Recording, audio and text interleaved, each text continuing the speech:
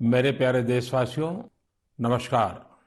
मन की बात की शुरुआत में आज मैं आप सबके साथ एक खुशखबरी साझा करना चाहता हूं। हर भारतीय को यह जानकर गर्व होगा कि देवी अन्नपूर्णा की एक बहुत पुरानी प्रतिमा कनाडा से वापस भारत आ रही है। यह प्रतिमा लगभग 100 साल पहले 1913 के करीब वाराणसी के एक मंदिर से चुराकर देश से बाहर भेज दी गई थी। मैं कनाडा की सरकार और इस पुण्य कार्य को संभव बनाने वाले सभी लोगों का इस सहृदयता के लिए आभार प्रकट करता हूं। माता अन्नपूर्णा का काशी से बहुत ही विशेष संबंध है। अब उनकी प्रतिमा का वापस आना हम सभी के लिए सुखद है। माता अन्नपूर्णा की प्रतिमा की तरह ही हमारी विरासत की अनेक अनमोल धरोहरें अंतर्राष्ट्रीय गिरोहों का शिकार होती रही है। ये गिरोह अंतर्राष्ट्रीय बाजार में इन्हें बहुत ऊंची कीमत पर बेचते हैं। अब इन पर सख्ती तो लगाई ही जा रही है। इनकी वापसी के लिए भारत ने अपने प्रयास भी बढ़ाए हैं।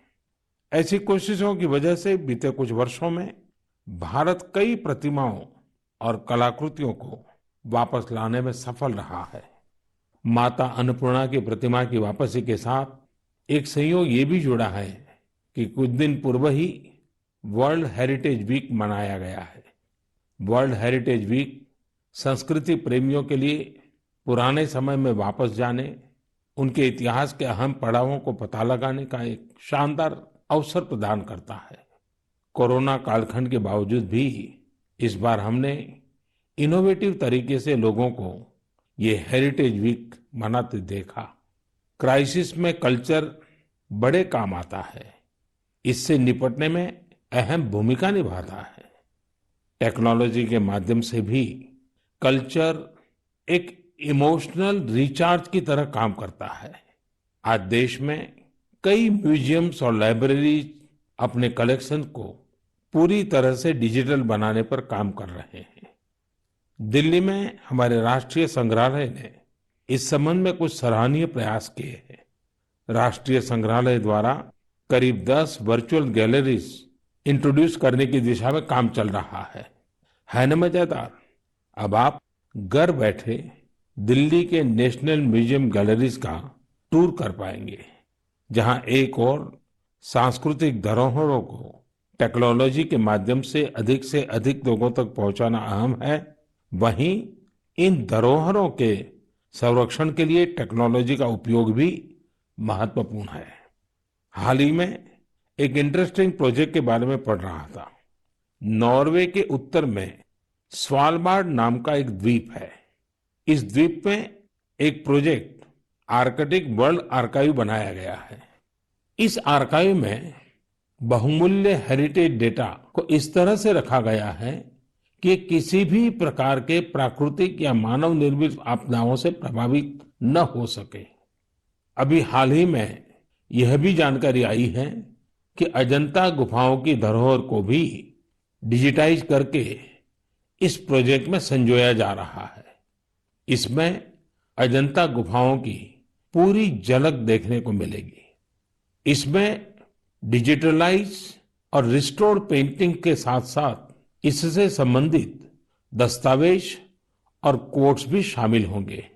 साथियों, महामारी ने एक और जहां हमारे काम करने के तौर तरीकों को बदला है, तो दूसरी ओर प्रकृति को नए ढंग से अनुभव करने का भी अवसर दिया है। प्रकृति को देखने के हमारे नजरिए में भी बदलाव आया है।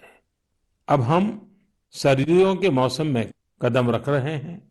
हमें प्रकृति के अलग अलग रंग देखने को मिलेंगे।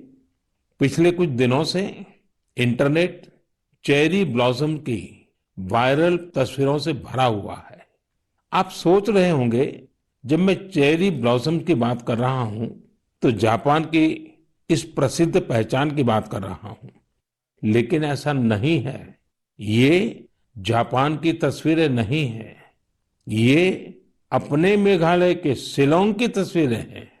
मेघालय की खूबसूरती को इन चेरी ब्लॉसम्स ने और बढ़ा दिया है। साथियों, इस महीने 12 नवंबर से डॉक्टर सलीम अली जी का 125वां जयंती समारोह शुरू हुआ है। डॉक्टर सलीम ने पक्षियों की दुनिया में बर्ड वॉचिंग को लेकर उल्लेखनीय कार्य किया है। दुनिया के बर्ड वॉचर्स को भारत के प्रति आकर्षित भी किया है। मैं हमेशा से बर्ड वॉचिंग के शौकीन लोगों का प्रशंसक रहा हूं।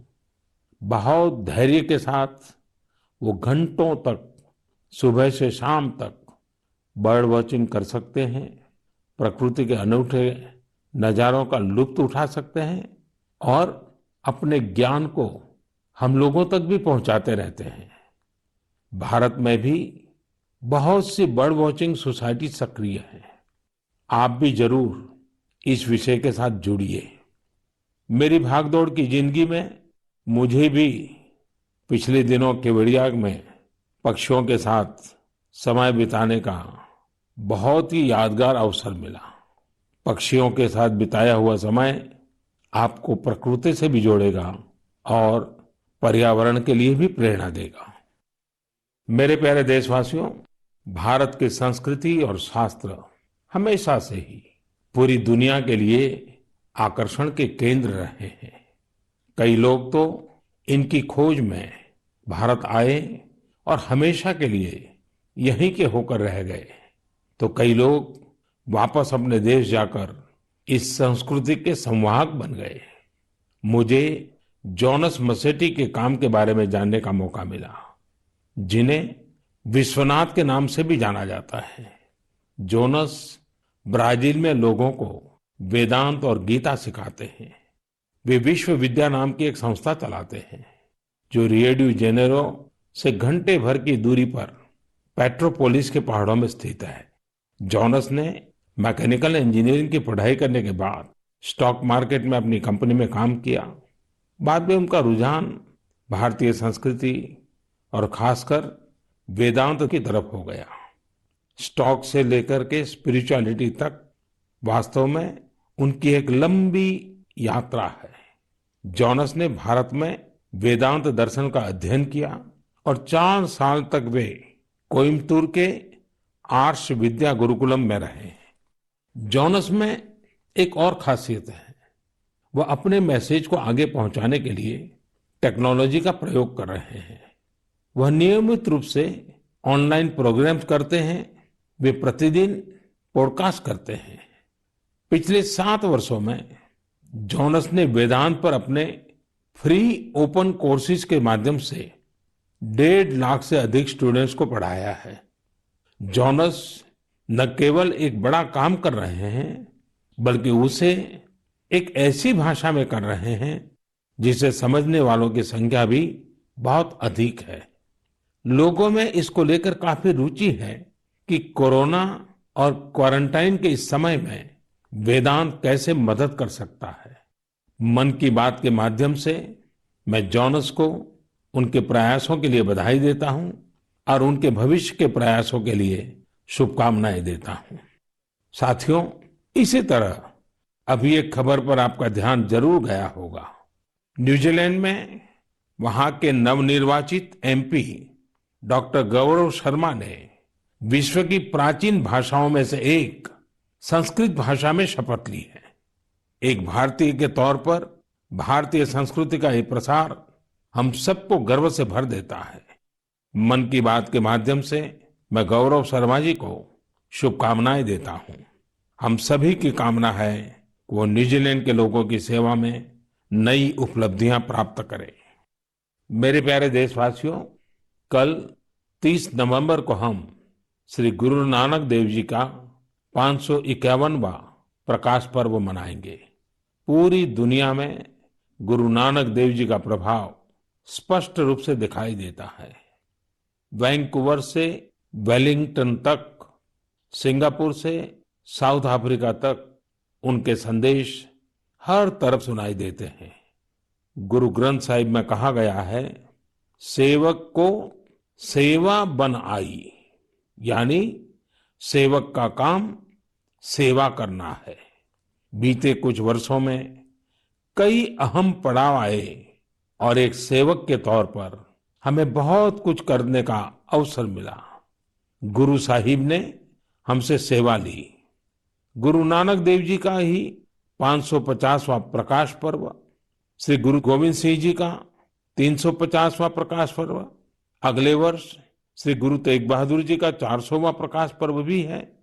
मुझे महसूस होता है कि गुरु साहब की मुझ पर विशेष कृपा रही, जो उन्होंने मुझे हमेशा अपने कार्यों में बहुत करीब से जोड़ा है। साथियों, क्या आप जानते हैं कि कच्छ में एक गुरुद्वारा है, लखपत गुरुद्वारा साहब। श्री गुरु नानक जी अपनी उदासी के दौरान लखपत गुरुद्वारा साहिब में रुके थे। 2001 के भूकंप से इस गुरुद्वारे को भी नुकसान पहुंचा था। यह गुरु साहिब की कृपा ही थी कि मैं इसका जीर्णोद्धार सुनिश्चित कर पाया। न केवल गुरुद्वारा की मरम्मत की गई, बल्कि उसके गौरव और भव्यता को भी फिर से स्थापित किया गया। हम सबको गुरु साहब का भरपूर आशीर्वाद भी मिला। लखपत गुरुद्वारा के संरक्षण के प्रयासों को 2004 में UNESCO Asia Pacific heritage award में अवार्ड ऑफ डिस्टिंक्शन दिया गया। अवार्ड देने वाली जूरी ने यह पाया कि मरम्मत के दौरान शिल्प से जुड़ी बारीकियों का विशेष ध्यान रखा गया। जूरी ने यह भी नोट किया कि गुरुद्वारा के पुनर्निर्माण कार्य में सिख समुदाय की न केवल सक्रिय भागीदार रही, बल्कि उनके ही मार्गदर्शन में ये काम हुआ। लखपत गुरुद्वारा जाने का सौभाग्य मुझे तब भी मिला था जब मैं मुख्यमंत्री भी नहीं था। मुझे वहां जाकर असीम ऊर्जा मिलती थी। इस गुरुद्वारे में जाकर हर कोई खुद को धन्य महसूस करता है। मैं इस बात के लिए बहुत कृतज्ञ हूं कि गुरु साहब ने मुझसे निरंतर सेवा ली है। पिछले वर्ष नवंबर में ही करतारपुर साहिब कॉरिडोर का खुलना बहुत ही ऐतिहासिक रहा। इस बात को मैं जीवन भर अपने हृदय में संजोकर रखूंगा। ये हम सभी का सौभाग्य है कि हमें श्री दरबार साहिब की सेवा करने का एक और अवसर मिला।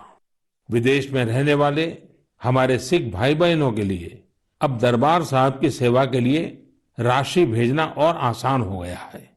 इस कदम से विश्व भर की संगत दरबार साहिब के और करीब आ गई है। साथियों, ये गुरु नानक देव जी ही थे जिन्होंने लंगर की परंपरा शुरू की थी, और आज हमने देखा कि दुनिया भर में सिख समुदाय ने किस प्रकार कोरोना के इस समय में लोगों को खाना खिलाने की अपनी परंपरा को जारी रखा है। मानवता की सेवा की ये परंपरा हम सभी के लिए निरंतर प्रेरणा का काम करती है। मेरी कामना है हम सभी सेवक की तरह काम करते रहें। गुरु साहिब मुझसे और देशवासियों से इसी प्रकार सेवा लेते रहें। एक बार फिर गुरु नानक जयंती पर मेरी बहुत बहुत शुभकामनाएं। मेरे प्यारे देशवासियों, पिछले दिनों मुझे देश भर की कई यूनिवर्सिटीज के स्टूडेंट के साथ संवाद का, उनकी एजुकेशन जर्नी के महत्वपूर्ण इवेंट्स में शामिल होने का अवसर प्राप्त हुआ है। टेक्नोलॉजी के जरिए मैं आईआईटी गुवाहाटी, आईआईटी दिल्ली, गांधीनगर की दीनदयाल पेट्रोलियम यूनिवर्सिटी, दिल्ली की जेएनयू, मैसूर यूनिवर्सिटी और लखनऊ यूनिवर्सिटी के विद्यार्थियों से कनेक्ट हो पाया। देश के युवाओं के बीच होना बेहद तरोताजा करने वाला और ऊर्जा से भरने वाला होता है। विश्वविद्यालय के परिसर तो एक तरह से मिनी इंडिया की तरह होते हैं। एक तरह जहां इन कैंपस में भारत की विविधता के दर्शन होते हैं, वहीं दूसरी तरफ वहां न्यू इंडिया के लिए बड़े बड़े बदलाव का पैशन भी दिखाई देता है। कोरोना से पहले के दिनों में जब मैं रूबरू किसी इंस्टीट्यूशन के इवेंट में जाता था, तो ये आग्रह भी करता था कि आसपास के स्कूलों से गरीब बच्चों को भी उस समारोह में आमंत्रित किया जाए। वो बच्चे उस समारोह में मेरे स्पेशल गेस्ट बनकर आते रहे हैं। एक छोटा सा बच्चा उस भव्य समारोह में किसी युवा को डॉक्टर, इंजीनियर, साइंटिस्ट बनते देखता है किसी को मेडल लेते हुए देखता है तो उसमें नए सपने जगते हैं। मैं भी कर सकता हूं, यह आत्मविश्वास जगता है। संकल्प के लिए प्रेरणा मिलती है। साथियों, इसके अलावा एक और बात जानने में मेरी हमेशा रुचि रहती है कि उस इंस्टीट्यूशन के अलुमनाई कौन है। उस संस्थान के अपने अलुमनाई से रेगुलर एंगेजमेंट की व्यवस्था है क्या? उनका अलुमनाई नेटवर्क कितना जीवंत है? मेरे युवा दोस्तों, आप तब तक ही किसी संस्थान के विद्यार्थी होते हैं जब तक आप वहां पढ़ाई करते हैं, लेकिन वहां के एलुमनाई आप जीवन भर रहते हैं। स्कूल कॉलेज से निकलने के बाद दो चीजें कभी खत्म नहीं होती हैं। एक, आपकी शिक्षा का प्रभाव, और दूसरा, आपका अपने स्कूल कॉलेज से लगाव। जब कभी एलुमनाई आपस में बात करते हैं तो स्कूल कॉलेज की उनकी यादों में किताबों और पढ़ाई से ज्यादा कैंपस में बिताया गया समय और दोस्तों के साथ गुजारे गए लम्हे होते हैं। और इन्हीं यादों में से जन्म लेता है एक भाव इंस्टीट्यूशन के लिए कुछ करने का। जहां आपके व्यक्तित्व का विकास हुआ है, वहां के विकास के लिए आप कुछ करें। इससे बड़ी खुशी और क्या हो सकती है? मैंने कुछ ऐसे प्रयासों के बारे में पढ़ा है जहां पूर्व विद्यार्थियों ने अपने पुराने संस्थानों को बढ़ चढ़ करके दिया है। आजकल अलुमनाई इसको लेकर बहुत सक्रिय है। आईआईटियंस ने अपने संस्थानों को conference centres, management centres, incubation centres जैसी कई अलग अलग व्यवस्थाएं खुद बनाकर दी हैं। ये सारे प्रयास वर्तमान विद्यार्थियों के लर्निंग एक्सपीरियंस को इम्प्रूव करते हैं। आईआईटी दिल्ली ने एक एंडाउमेंट फंड की शुरुआत की है, जो कि एक शानदार आइडिया है। विश्व की जानी मानी यूनिवर्सिटी में इस प्रकार के एंडाउमेंट्स बनाने का कल्चर रहा है, जो स्टूडेंट्स की मदद करता है। मुझे लगता है कि भारत के विश्वविद्यालय भी इस कल्चर को इंस्टीट्यूशनलाइज करने में सक्षम है। जब कुछ लौटाने की बात आती है तो कुछ भी बड़ा या छोटा नहीं होता है। छोटे से छोटी मदद भी मायने रखती है। हर प्रयास महत्वपूर्ण होता है। अक्सर पूर्व विद्यार्थी अपने संस्थानों के टेक्नोलॉजी अपग्रेडेशन में, बिल्डिंग के निर्माण में, अवार्ड्स और स्कॉलरशिप शुरू करने में, स्किल डेवलपमेंट के प्रोग्राम शुरू करने में बहुत महत्वपूर्ण भूमिका निभाते हैं। कुछ स्कूलों की ओल्ड स्टूडेंट एसोसिएशन ने मेंटरशिप प्रोग्राम शुरू किए हैं। इसमें वे अलग अलग बैच के विद्यार्थियों को गाइड करते हैं, साथ ही एजुकेशन प्रोस्पेक्ट पर चर्चा करते हैं। कई स्कूलों में, खासतौर से बोर्डिंग स्कूलों की एल्यूमनाई एसोसिएशन बहुत स्ट्रांग है, जो स्पोर्ट्स टूर्नामेंट और कम्युनिटी सर्विस जैसी गतिविधियों का आयोजन करते रहते हैं।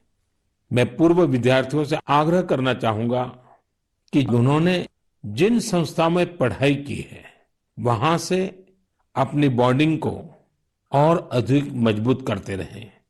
चाहे वह स्कूल हो, कॉलेज हो या यूनिवर्सिटी। मेरा संस्थानों से भी आग्रह है कि एल्यूमनाई एंगेजमेंट के नए और इनोवेटिव तरीकों पर काम करें, क्रिएटिव प्लेटफॉर्म्स डेवलप करें, ताकि एल्यूमनाई की सक्रिय भागीदारी हो सके। बड़े कॉलेज और यूनिवर्सिटीज नहीं, हमारे गांवों के स्कूल्स का भी strong, vibrant, active alumni network हो। मेरे प्यारे देशवासियों, 5 दिसंबर को श्री अरबिंदो की पुण्यतिथि है। श्री अरबिंदो को हम जितना पढ़ते हैं, उतनी ही गहराई हमें मिलती जाती है। मेरे युवा साथी श्री अरबिंदो को जितना जानेंगे, उतना ही अपने आप को जानेंगे, खुद को समृद्ध करेंगे। जीवन की जिस भाव अवस्था में आप हैं, जिन संकल्पों को सिद्ध करने के लिए आप प्रयासरत हैं, उनके बीच आप हमेशा से ही श्री अरबिंदो को एक नई प्रेरणा देते पाएंगे, एक नया रास्ता दिखाते हुए पाएंगे। जैसे आज जब हम लोकल के लिए वोकल इस अभियान के साथ आगे बढ़ रहे हैं, तो श्री अरबिंदो का स्वदेशी का दर्शन हमें राह दिखाता है। बांग्ला में एक बड़ी ही प्रभावी कविता है।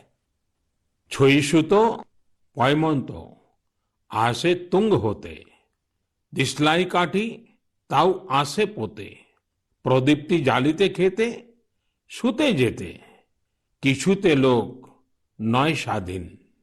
यानी हमारे यहाँ सुई और दिया सलाई तक विलायती जहाज से आते हैं। खाने पीने सोने किसी भी बात में लोग स्वतंत्र नहीं है। वो कहते भी थे स्वदेशी का अर्थ है कि हम अपने भारतीय कामगारों कारीगरों की बनाई हुई चीजों को प्राथमिकता दें। ऐसा भी नहीं कि श्री अरबिंदो ने विदेशों से कुछ सीखने का भी कभी विरोध किया हो। जहां जो नया है वहां से हम सीखें। जो हमारे देश में अच्छा हो सकता है उसका हम सहयोग और प्रोत्साहन करें। यही तो आत्मनिर्भर भारत अभियान में वोकल फॉर लोकल मंत्र की भी भावना है।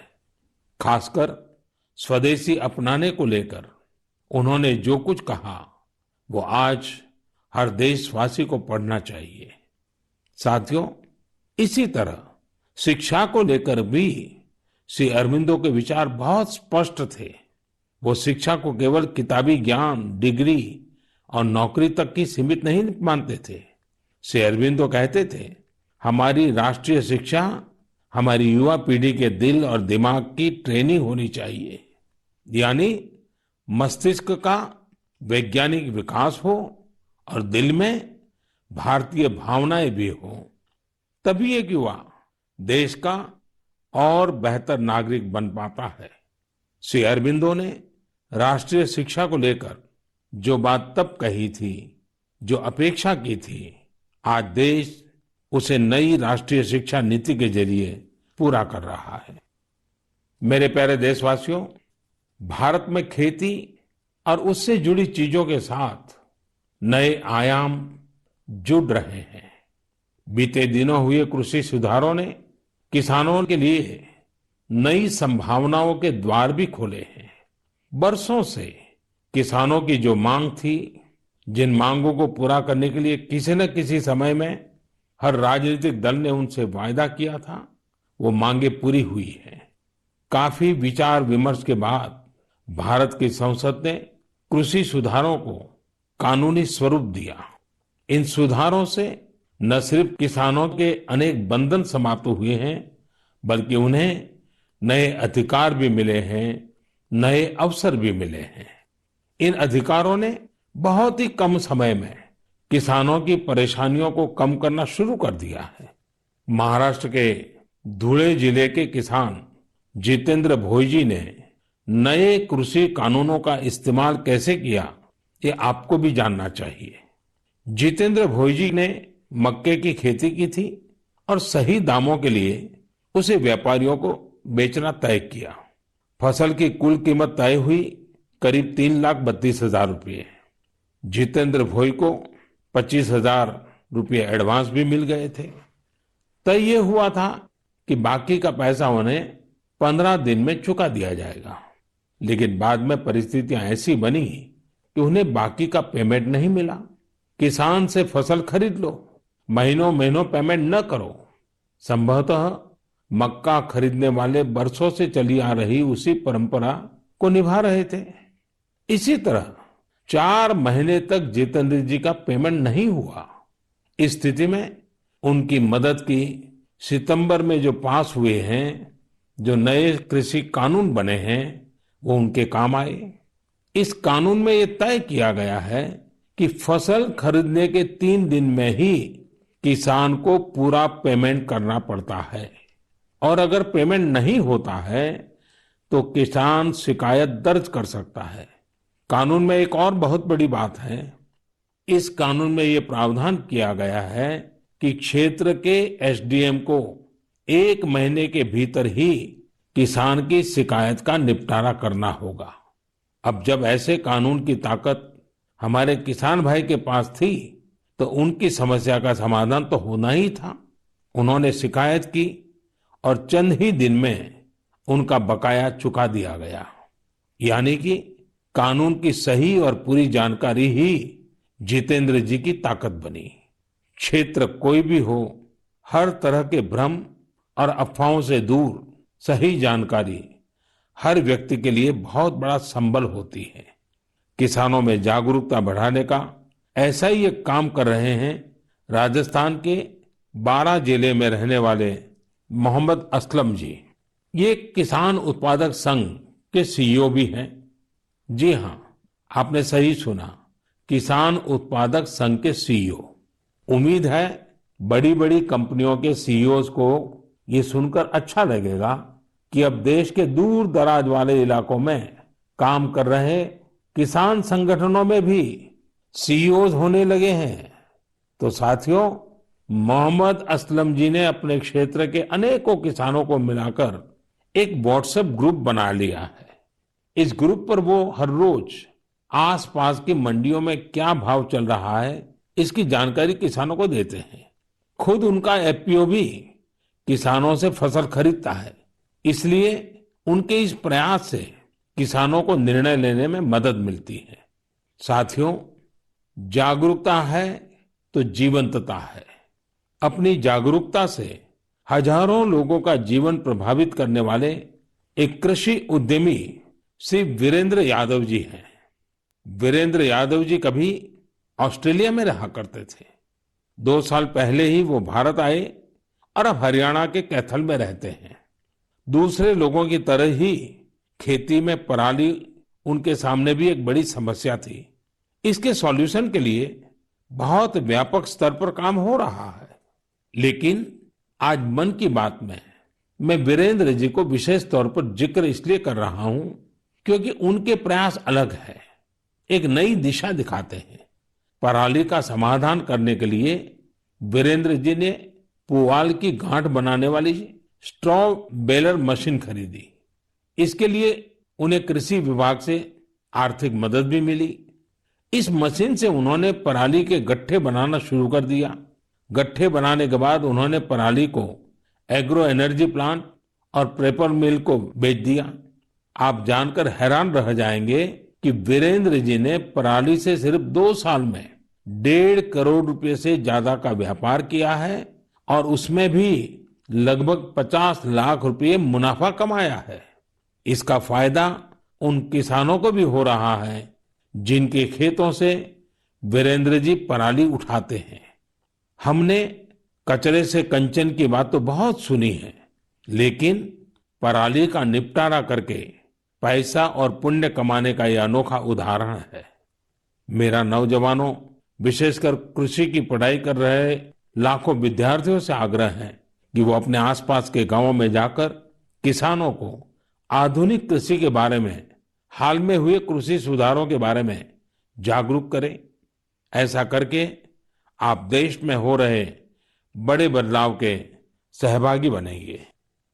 मेरे प्यारे देशवासियों, मन की बात में हम अलग अलग भांति भांति के अनेक विषयों पर बात करते हैं, लेकिन एक ऐसी बात को भी 1 साल हो रहा है जिसको हम कभी खुशी से याद नहीं करना चाहेंगे।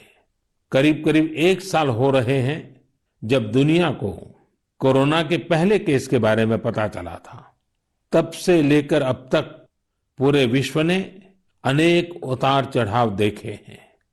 लॉकडाउन के दौर से बाहर निकलकर अब वैक्सीन पर चर्चा होने लगी है, लेकिन कोरोना को लेकर किसी भी तरह की लापरवाही अब भी बहुत घातक है। हमें कोरोना के खिलाफ अपनी लड़ाई को मजबूती से जारी रखना है। साथियों, कुछ दिनों बाद ही 6 दिसंबर को बाबा साहब आम्बेडकर की पुण्यतिथि भी है।